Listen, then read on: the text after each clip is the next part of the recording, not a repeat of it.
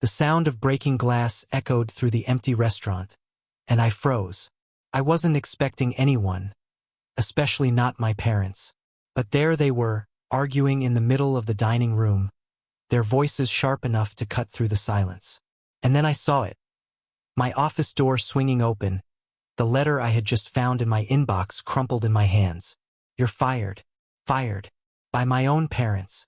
After 15 years of working in their restaurants, pouring every ounce of myself into the business, they had decided I wasn't good enough. No warning. No conversation. Just a cold, impersonal email that shattered my world in a second.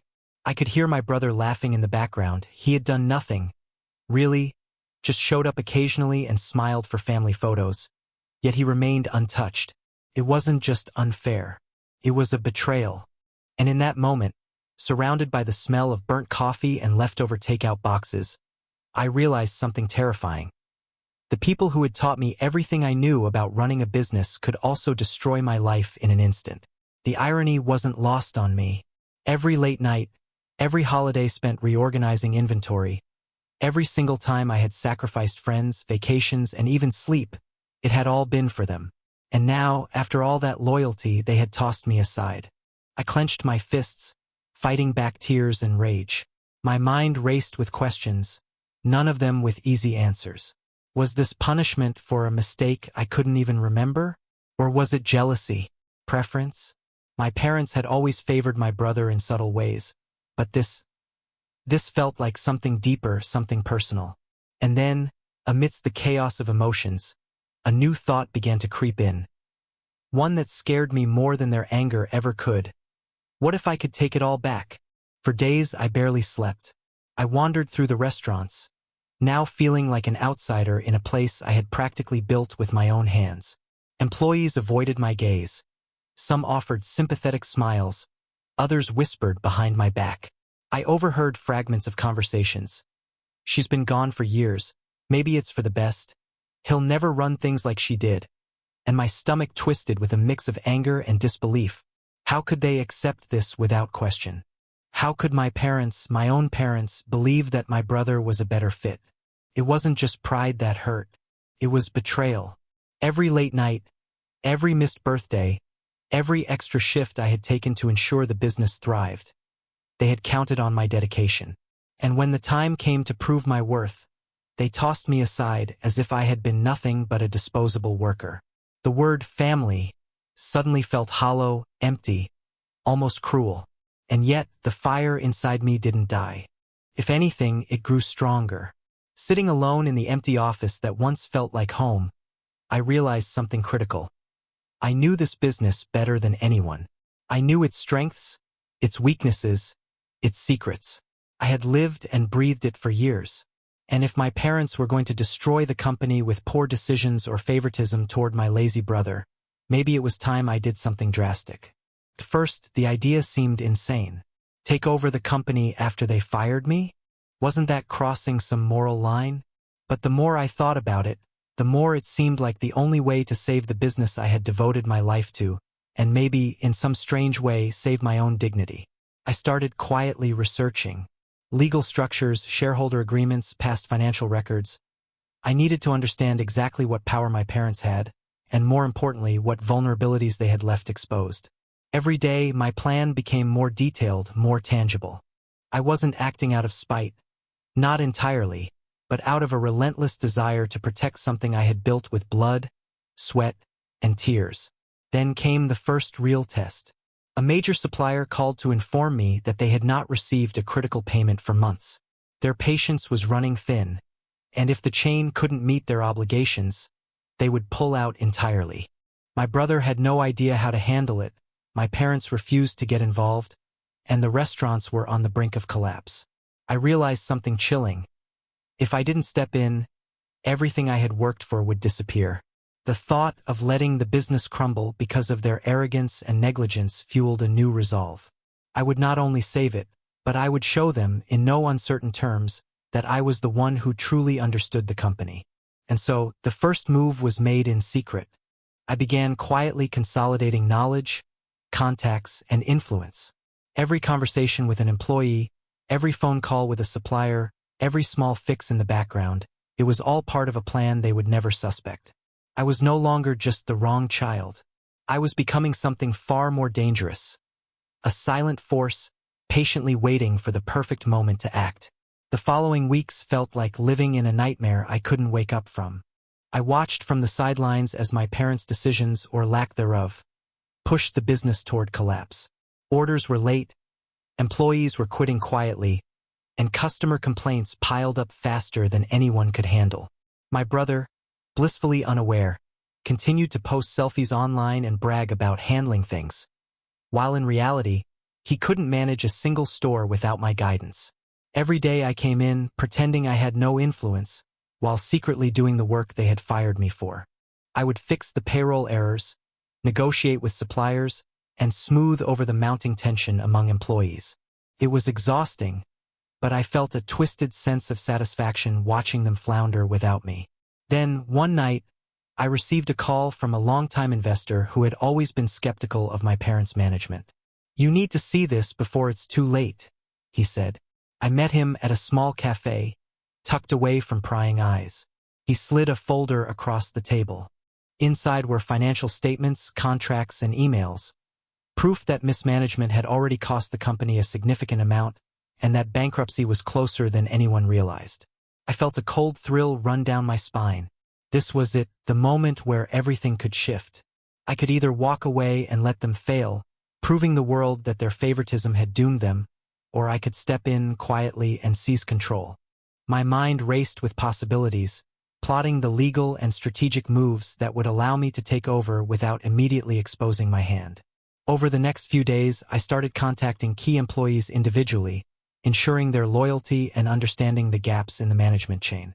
I documented every flaw, every oversight, every mistake made by my parents and my brother. It was meticulous work, but necessary. If I was going to reclaim what I had built, I had to do it flawlessly. And then came the confrontation I had been both dreading and anticipating. My father called me into the main office, a place that had once been a sanctuary, now a battlefield.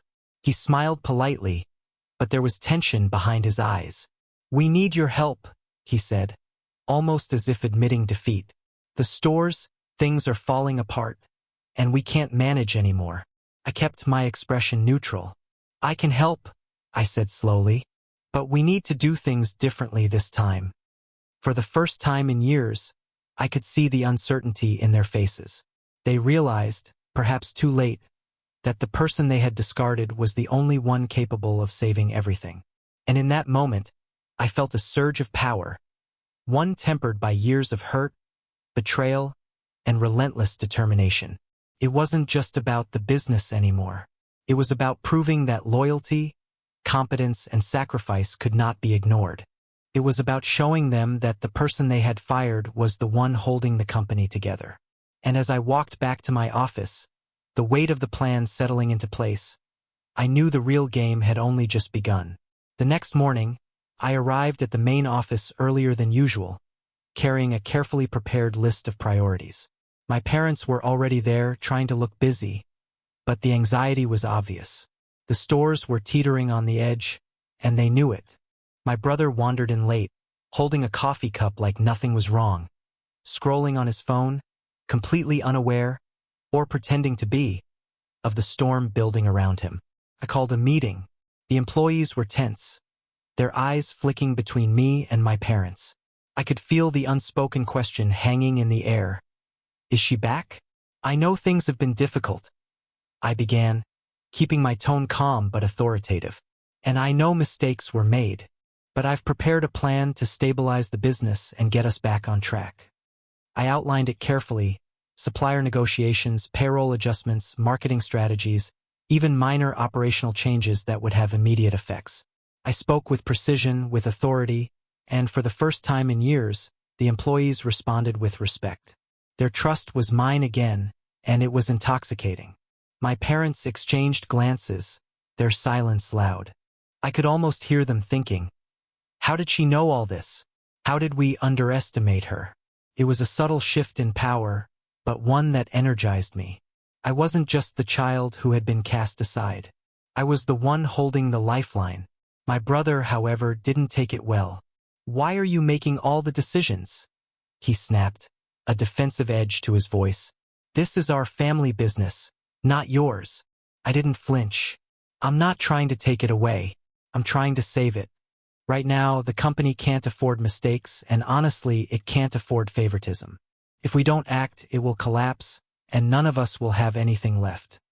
The look on his face was priceless, a mixture of shock and indignation. He had never been challenged like this before. My parents said nothing, their silence heavier than any words could be. Over the next few weeks, my plan began to take shape. I worked tirelessly behind the scenes, securing supplier agreements, balancing budgets, and addressing employee concerns. The stores slowly stabilized, and the customers noticed. Complaints dropped, sales improved, and for the first time in months, the company felt alive again. But with progress came tension. My parents began questioning every move, often in private meetings that I overheard. "She's taking over everything," my mother whispered to my father one evening. "Maybe we should have never let this happen." And my brother, well, he started trying to undermine me in subtle ways, spreading rumors, questioning my decisions in front of staff. It was childish, petty, but predictable. I had seen it coming. Through it all, I realized something crucial. Saving the company was only part of the challenge. Winning back control of my family, asserting my authority, and navigating their fragile egos would be far more complicated and far more satisfying than simply balancing the books. The pieces were moving into place, but the real confrontation, the one that would determine who truly ran this family empire, was still to come. By the time the weekend rolled around, the tension in the main office had become almost unbearable. My parents' attempts to assert authority were growing more desperate, and my brother's passive-aggressive antics were reaching a boiling point. Emails questioning decisions, late-night calls to employees, whispers of dissent. It was all part of the chaos they were trying to create. But I was ready. I called a full staff meeting in the largest restaurant, deliberately choosing a public setting where their attempts to undermine me would be more visible. Employees trickled in, wary but curious, sensing the unspoken drama. My parents hesitated at the doorway, my father casting a nervous glance at me, my mother fidgeting with her hands. My brother lingered behind, smirking, thinking he could embarrass me in front of the staff. "Listen," I began, projecting confidence I didn't entirely feel. "I know there's been tension lately, and some of you may feel uncertain about leadership, but I'm here to set the record straight. We are not failing because of anyone else. We've had challenges, yes, but I've spent years understanding this business, and I know exactly what it needs to survive and thrive." The room was silent, every eye on me. I outlined the strategy one had been implementing: staff incentives, supplier agreements, marketing campaigns, and operational improvements. I spoke with authority, each word measured, making it clear that I was the one steering the ship now. Then came the test. My brother, clearly itching for a confrontation, spoke up. "So what? You're just going to take over everything? Our parents built this, and now you're acting like you own it all?" His tone was sharp, but his smirk faltered as I met his gaze calmly. "This isn't about ownership," I replied evenly. "It's about competency.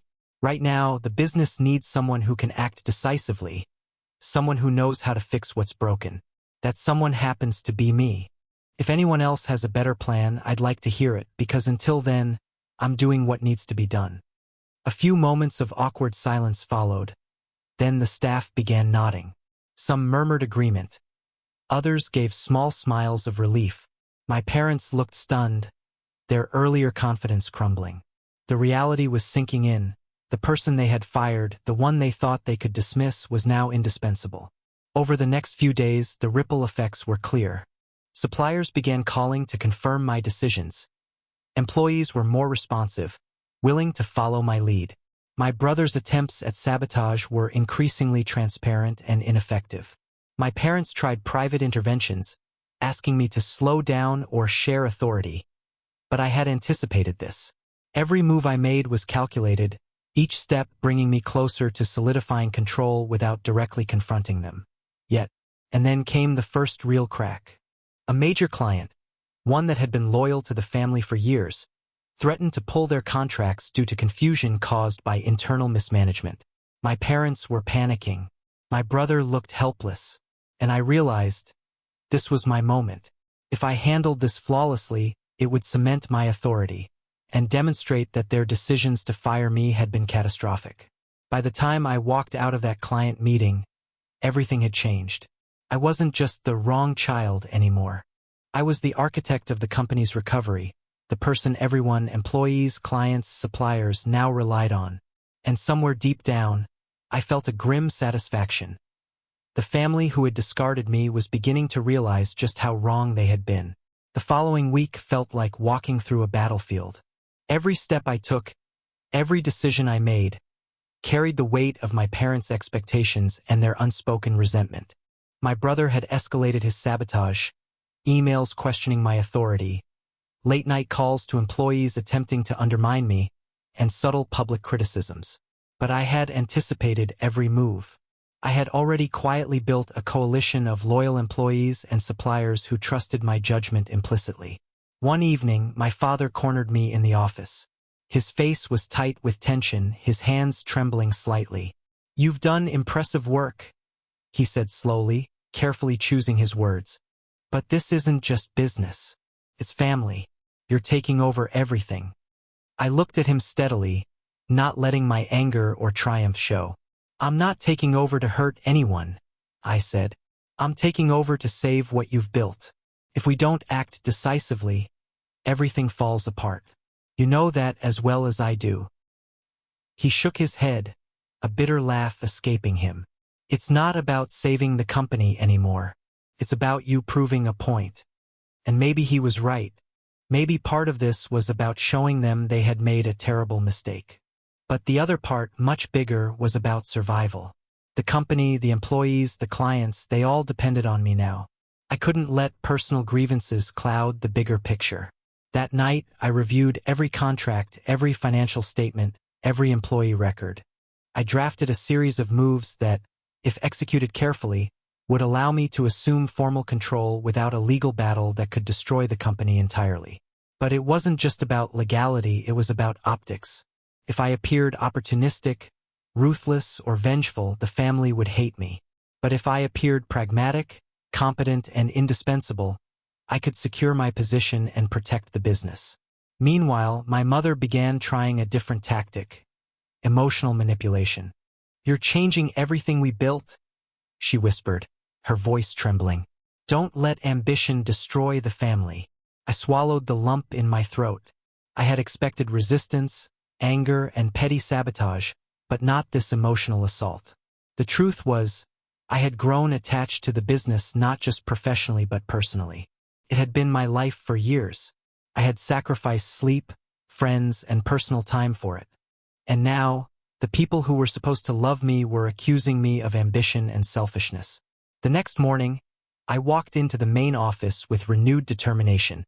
It was time for a bold move. I convened a meeting with the board of investors, most of whom were longtime family friends. I presented the facts: the company's precarious financial position, the mismanagement by current leadership, and a detailed plan for stabilization and growth. I spoke with authority, confidence, and clarity. By the end of the meeting, the investors were unanimously supportive. My parents were visibly stunned. My brother looked defeated, realizing that his attempts to undermine me had failed, and I felt a strange combination of triumph and guilt. I was winning, yes, but at what cost to my family relationships? As I walked out of the boardroom, I realized the most difficult challenge wasn't operational. It wasn't financial. It was emotional. Rebuilding the company was one thing. Rebuilding trust, or at least navigating the fractured relationships with my family, was another. And in that moment, I understood the uncomfortable truth. I was no longer just fighting for the business. I was fighting for respect, acknowledgement, and, in a way, revenge. It was the Monday after the board meeting when everything truly shifted. I arrived at the main office early, as usual, and found my brother already there, sitting smugly at his desk, scrolling through his phone. He didn't look up as I passed, but I could feel his hostility radiating. My parents were quietly talking in the corner, their faces drawn and tense. I knew the moment had come to assert control more openly. It wasn't enough to operate behind the scenes. I had to show them, and everyone else, that I was in charge.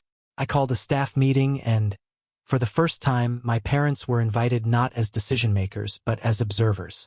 "Thank you all for coming," I began, scanning the room. The staff looked expectant, the tension thick in the air. "The company has been facing challenges recently. Some of you may have noticed confusion and mismanagement, and that is understandable given the circumstances. But I want to be clear, we are turning things around, and I will be leading that effort from here on out." There were murmurs, some nods, and then my brother's voice, loud and incredulous. "You can't just. This is our family business. You're not the owner."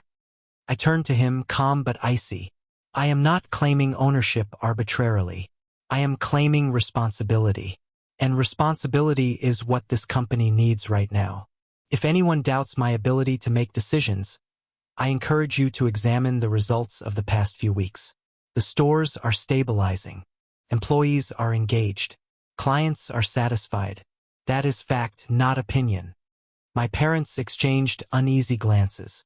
My mother's lips trembled slightly, as if she were about to speak, but my father shook his head subtly, signaling her to stop. They were caught between pride, fear, and the stark realization that their youngest had outperformed them all. Over the next few days, the battle lines were clear. My brother tried every tactic he could think of. Whispering to employees, complaining about policy changes, even hinting that I was being too harsh in my management. Some staff members, initially sympathetic to him, realized quickly that his behavior was not only ineffective but damaging to the company. They began to shift loyalty back to me quietly, steadily. Then came the first real confrontation. My father called me into his office, slamming a folder down on the desk. "You're pushing too hard," he said, voice trembling with anger and hurt. "This isn't just business. It's our family. Don't turn this into a takeover." I leaned against the desk, calm but resolute. "I'm not turning it into a takeover. I'm saving it. And if saving it means doing things differently than you would, then yes, I will. I'm doing this for the business, not to punish anyone. But I cannot and will not let personal feelings jeopardize the company's survival." He looked at me for a long moment, frustration and disbelief warring in his eyes. "And your brother?" he asked finally. "He will have a role," I said carefully, "but it will be defined by his ability to contribute, not by favoritism. This is the only fair way forward." For the first time, I saw the weight of comprehension settle on his shoulders. The parents who had once dismissed me were beginning to understand the depth of their mistake and the magnitude of my resolve. The challenge now wasn't just saving the company. It was navigating a family fractured by favoritism, betrayal, and long-simmering resentment. That evening, as I sat alone reviewing operations reports, I felt the strange mix of triumph and loneliness. I was finally in control, but the cost was higher than I had anticipated. Family, trust, love, it all hung by a thread. And deep down, I knew that the coming months would test not just my business acumen, but my ability to survive emotionally in a battlefield disguised as home. The next morning, the tension hit an almost unbearable peak. My brother had decided to escalate his defiance openly, calling a small group of employees into a meeting room without my knowledge.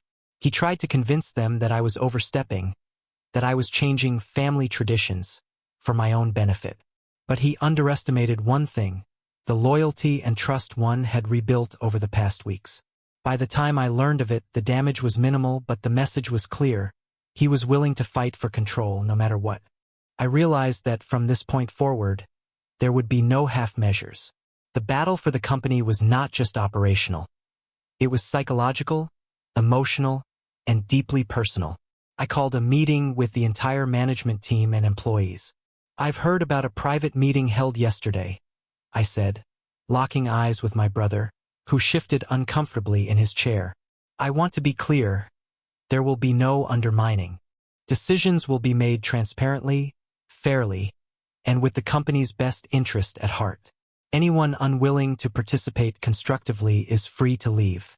But those who stay will work under clear guidance and expectations. A ripple of murmurs spread through the room, but most employees nodded, relief visible on their faces. My brother's face reddened, and I could see the frustration building. He had lost the subtle influence he once wielded effortlessly. That night, my parents confronted me privately. My father's voice was strained, his hands wringing nervously. "You've changed everything," he said. "We didn't expect this. We didn't expect you to take responsibility?" I finished for him. "Yes, that's exactly what I've done. Not to hurt anyone, but to protect everything we built. I can't let personal feelings endanger the company. Not now. Not ever." My mother's eyes welled up. "But your brother, he's still part of this family.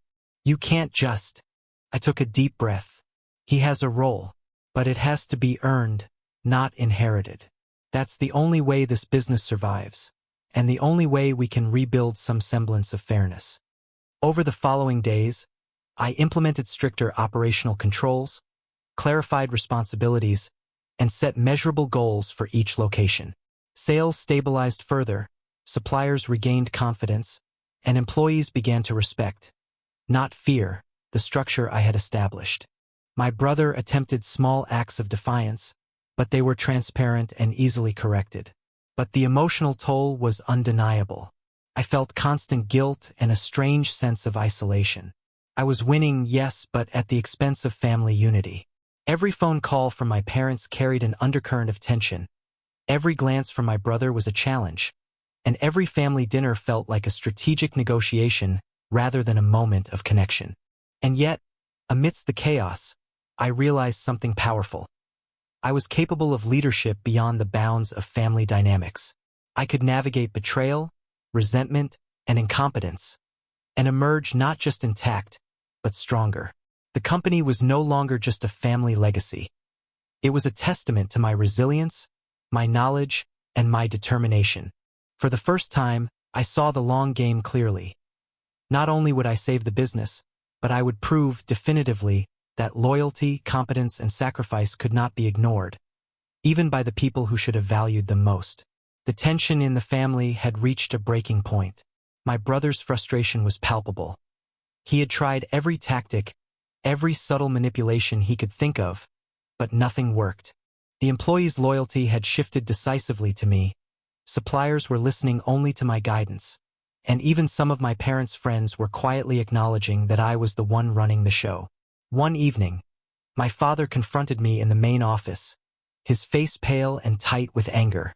"This isn't how it was supposed to happen," he said, voice trembling. "You're taking over everything. You've turned this into a competition." I stared at him evenly, my own anger tempered by years of restraint.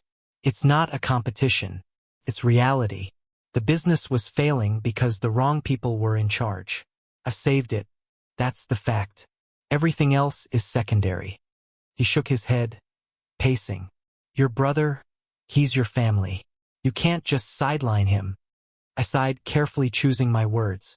"He has a role, yes, but it's defined by contribution, not entitlement. That's fair. And if he refuses to meet expectations, then we all have to live with the consequences of his choices. That's accountability. That's reality." My parents were silent after that. I could see the realization settling in. They had underestimated me, dismissed me, and now they were witnessing the consequences of their decisions. The person they had fired was now the only person keeping everything afloat. The next morning, I initiated the final phase of my plan. I formalized operational control through the company's legal structure, securing authority over budgets, staffing, and strategic decisions. My brother protested, but with investors and employees firmly on my side, his objections were empty and ineffective. My parents tried to negotiate, but I calmly outlined the reality.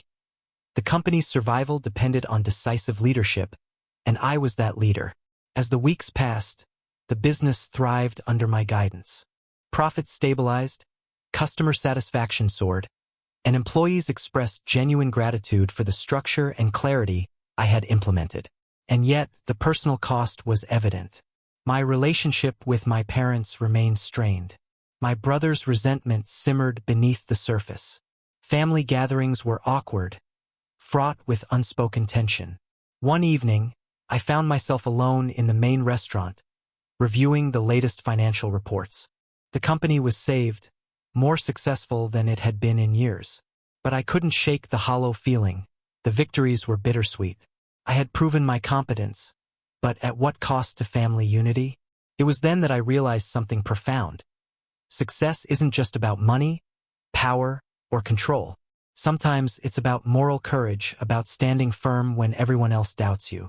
I had faced betrayal, favoritism, and sabotage, and I had emerged stronger, wiser, and unshakably determined. But the most important lesson was this: family doesn't always mean loyalty, and love doesn't always mean support. Sometimes the hardest choices are the ones that save not just a business but yourself. The final confrontation came quietly, almost anticlimactically, but it carried the weight of years of tension, betrayal, and unspoken resentment. My brother had made one last attempt to assert influence, loud, dramatic, accusing me of destroying the family.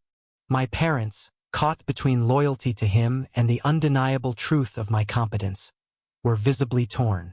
I stood before them all in the main office, calm but resolute.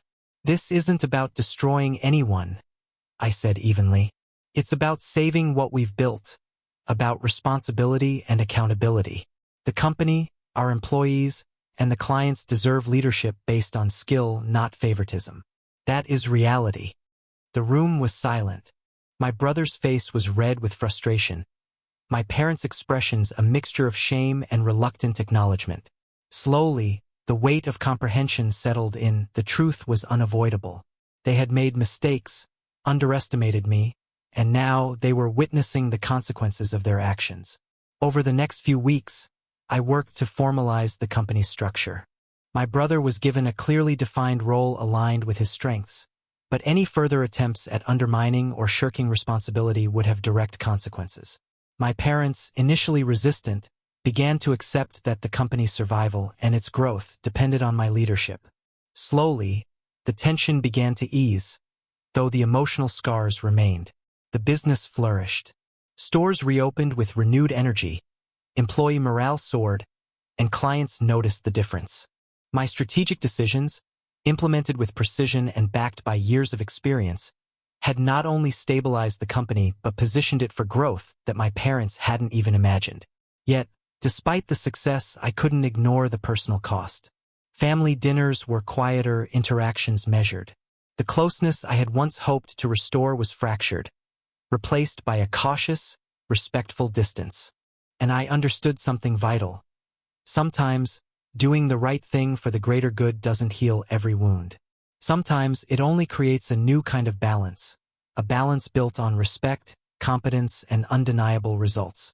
I stood in the main office one evening, looking out over the restaurants that had defined my life. I had saved the company, reclaimed my role, and proven my worth, but the journey had changed me.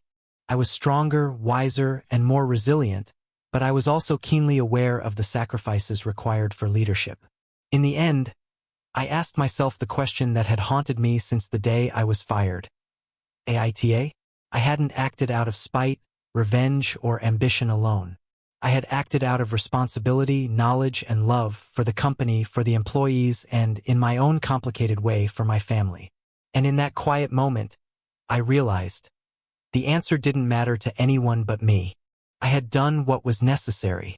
I had stood firm when everyone else doubted me. And in doing so, I had not only saved a business, I had saved myself.